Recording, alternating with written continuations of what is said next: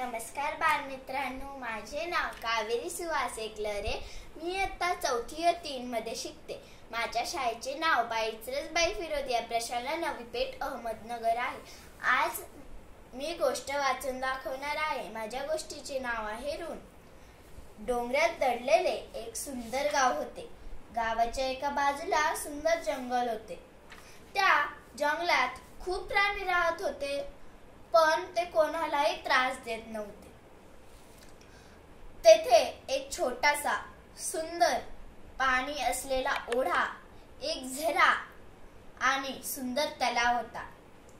ते पाणी सारे गावातले लोक वापरत व तलावातील पाणी सारे प्राणी पिण्यासाठी व अंघोळीसाठी वापरत. अशी सगळ्यांची छान दिनचर्या असे. पण गंमत अशी की काही खोडी करायची व खेळायची सवय पण साऱ्यांना होती. मुले पारंब्यासोबत खेळत, पळापळी, पकडापकडी असे अनेक खेळ खेळत असे. त्याचप्रमाणे प्राणीही आपल्या मर्जीप्रमाणे खेळत व मजा करत असे.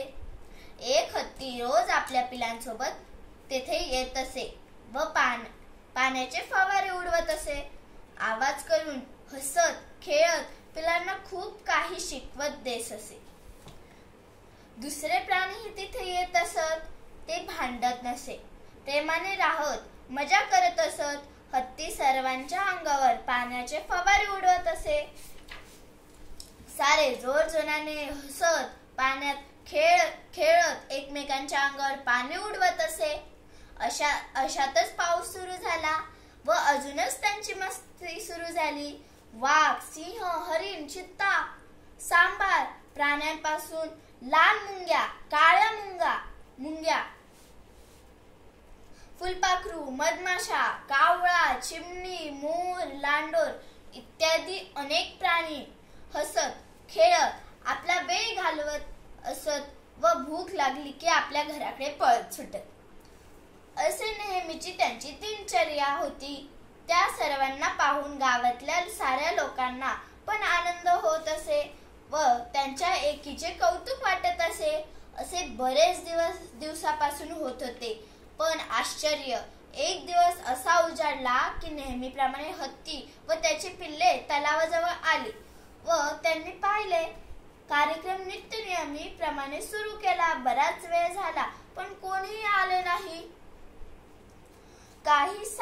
नाही. सारच शुकशुकाट. त्यांना आश्चर्य वाटले. हत्ती व त्यांची पिल्ले एकमेकांना विचारू लागले, पण कोणालाच माहिती नव्हते म्हणून ते सगळे जंगलात गेले. पण काय, सारे जंगल शांतच होते. कोणीच बाहेर नव्हते, आवाज नव्हता. हत्तीला खूपच मोठा प्रश्न पडला होता. त्याला एका कोपऱ्यातल्या झाडावरून आवाज आला. त्याने वर पाहिले व त्यांना विचारले, आज काय झाले, सारे शांत का? तेव्हा त्याला कारण कळले की रोज पाण्यात खेळून सगळ्यांना सर्दी झाली होती व म्हणून कोणी घराबाहेर पडले नव्हते.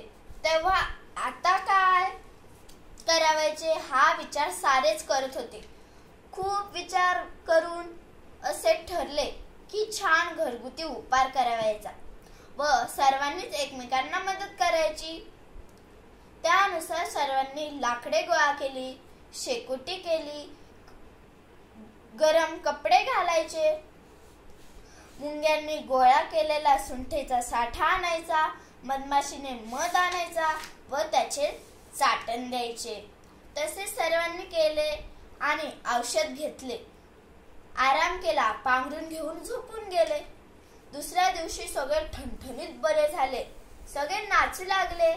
बघा, हे औषध किती उपयोगी आहे. हत्ती म्हणाला. हो, सगळे म्हणाले. आणि हे आपल्या जवळच होते. आपल्याला कुठे जावंही लागले नाही. एक पिल्लू म्हणाले. याचा काही दुष्परिणामही नाही. मोर म्हणाले. म्हणून ही झाडे पाणी किती उपयुक्त आहे. कावळा म्हणाला. पण याचा अर्थ असा नाही की पाण्यात खेळत बसा. हत्ती म्हणाला. आता आणि हो, ही झाडे आपल्याला फायदेशीर ठरतात, तर झाडे तोडू नका. सिंह म्हणाला. सगळे एक साथ म्हणाले, आम्ही झाडाचे ऋण आहोत. वर बसलेलं घुबड म्हणालं, बरोबर, झाड आपल्याला खूप उपयुक्त आहे. विचार करा, जर झाडेच नसते तर मधमाशीने पोळं कुठं बांधलं असतं आणि सुंठ कशी मिळाली असती. हो, अगदी खरंय. कोल्हा म्हणाला. सर्वांनी होकार दिला आणि आनंदाने राहू लागले. झाडे तोडू नका, अजून लावायची आणि त्यांची निगा राखायची. धन्यवाद.